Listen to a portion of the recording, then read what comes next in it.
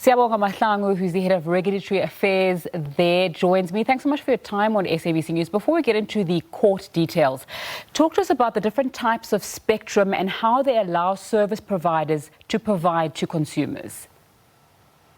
Thank you, Nzinga, and thank you to the viewers at home for having me. There are different types of spectrum, as we probably just watched right now.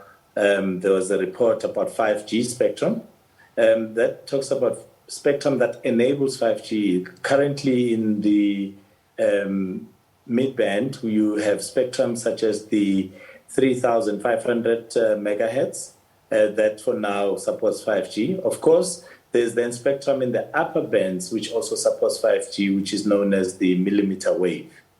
Then there is spectrum which is sub 1 gigahertz, spectrum below 1,000. That spectrum allows your handset to receive and to send broadband information when you are inside buildings. So it's got in-building penetration. And it's also known as coverage spectrum because it allows an operator to be able to deploy their base stations more efficiently because you can deploy lesser base stations per distance. Mm-hmm. Then you've got spectrum that we call capacity spectrum. That will be spectrum right now, which is in contention, will be your 2.6 and so on. So with that spectrum, you are able to cover more. It covers densely populated areas, so you can cover more handsets in a given area. All right, Siyabonga, just explain to us why you as Telkom went to court. Yeah, firstly, Nzinga, let's deal with an important issue. Telkom did not withdraw its court application. It only removed it temporarily from the roll to allow the parties to prepare for an urgent and expedited review of the matter.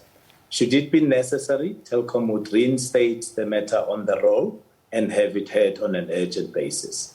So why Telkom went to court? Telkom basically seeks a fair opportunity to bid for spectrum. At this point, in our view, the way the spectrum auction has been designed, Telkom has effectively been excluded to bid for the spectrum combination that it needs to compete in the future. What does that mean? What that means is that the other players will be able to get massive amounts of spectrum, which when you combine with their market position, network capacity, then Telkom will not be able to compete with them because it will be restricted to obtain a relatively small amount of spectrum compared to them. All right, I'm going to quote from ICASA's statement on your court action. It says, Telkom appears hell-bent on stalling the authorities' every effort to license the high-demand spectrum that the sector, country and our economy needs so badly. They also say the public interest demands that the licensing of high-demand spectrum cannot be delayed any longer. Very choice words for you as Telkom. Other providers also not looking at you favorably. It seems as though Telkom is viewed as a party that's petulant and not playing fairly on an issue that's bigger than just you. Yes, I think that is very unfortunate a statement. Let's decode it. Firstly, what is public interest? If you look at Section 2 of the Electronic Communications Act, it counts competition, effective competition, as one of the public interest issues that ICASA must promote. So the way they've designed the current auction is going to entrench the duopoly which the Competition Commission found to exist in this market. So who's then against the public interest? That would be the first question. Second question, if you exclude the only effective infrastructure competitor to the duopoly, who is acting against the public interest? So those questions, I think ICASA, those statements attributed to ICASA are unfortunate. Mm-hmm. Telkom is hell-bent to stall the process. When has Telkom stalled the process? Telkom is saying, has the Judge Bakwa, agreed that ICASA did not manage the process properly. Judge Sutherland in 2016 also said the same thing. In fact, Judge Bakwa quoted at length from Judge Sutherland. And now what begs the question is, why would ICASA continue to commit the same mistakes which the court have counseled them not to do? All right. We're going to return to this issue of a duopoly and the element of competition when it comes to spectrum. But I just want to understand, and I want our viewers to understand alongside with me, you stopped one part of your court action, or you've paused it rather. The other one is continuing. Just explain that more for us. Okay. So our application was in two parts, or is in two parts. The first part is the urgent interdict to stop ICASA from continuing with the auction on the 8th of March, pending the final determination of the judicial review of ICASA's decisions by the court. So that would be part B. So we then said, because everybody right now has agreed to an expedited timetable for part B, Part B is when the court exercises its supervisory jurisdiction on public bodies. Part B is when the court has the opportunity to enter the merits to say, has ICASA exercised its powers correctly?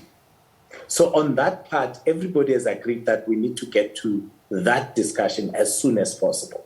And to ICASA's credit, it has come to the party, it has filed what the court needs them to file, the record of proceedings, so that the court can look and determine whether ICASA has done this correctly.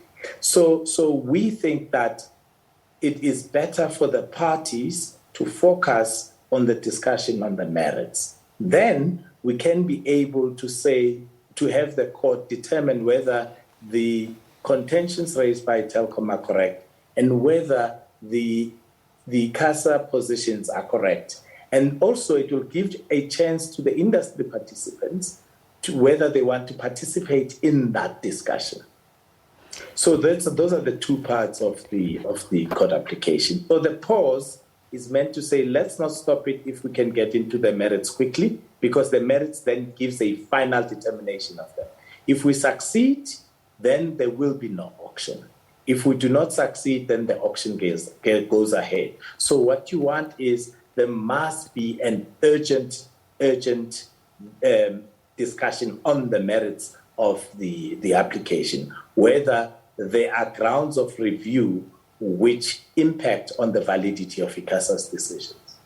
All right, let's go back to the issue of competition. You are saying earlier on that perhaps you will not get allocated a certain spectrum and that makes it unfair in terms of competition between yourselves and the two, Vodacom and MTN, I'm assuming. Talk to me more about that.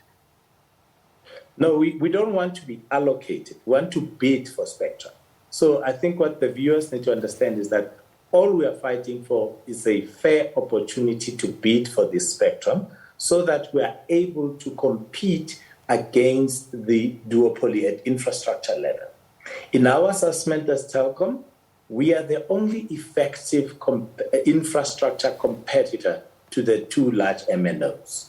So the other holders of spectrum at the moment have either not commercialized their mobile spectrum or they are exclusive providers of capacity to the big MNOs, and therefore have very little presence at the infrastructure layer as a competitor to the MNOs. We are the only ones who are playing in that space with the two large MNOs. Mm-hmm. And therefore, it's important to understand that spectrum is an infrastructure play. Spectrum means you're going to have a network upon which you're going to then broadcast that spectrum and then service your customers. So we are the one, we, Telkom, and the other two, are the ones who are broadcasting the spectrum for our own exclusive use and therefore competing against each other at infrastructure level. Mm. Siyabonga Mahlangu, Regulatory Affairs Head at Telkom, joining us there to talk about the issue of spectrum, how they have withdrawn their urgent interdict to try and stop ICASA from auctioning radio frequency spectrum, or pausing it rather. Thanks so much for your time on SABC News this afternoon. So it's time for a short break.